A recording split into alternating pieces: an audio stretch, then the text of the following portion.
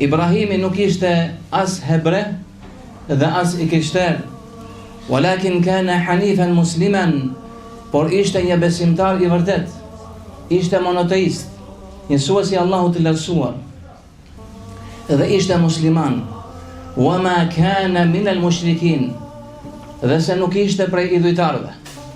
Pra Allahu subhanahu wa ta'ala na e thot në mënyrë të qartë që Ibrahimi a.s. babai profetëve prej të cilit kanë ardhur shumë profetë të tjerë, na tregon se si ai ka qenë një monoteist, një besimtar i vërtet, i cili e adhuronte Allahun të vetëm, dhe se kjo ka qenë feja e të gjithë profetëve, feja e natyrshmërisë. Ndaj dhe Allahu e thot në mënyrë të qartë.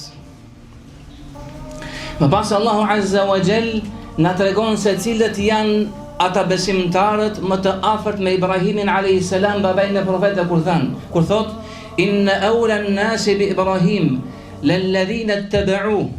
Nuk ka dyshim se njerëzit besimtarët më të afërt për Ibrahimin janë ata të cilët e pasuan atë.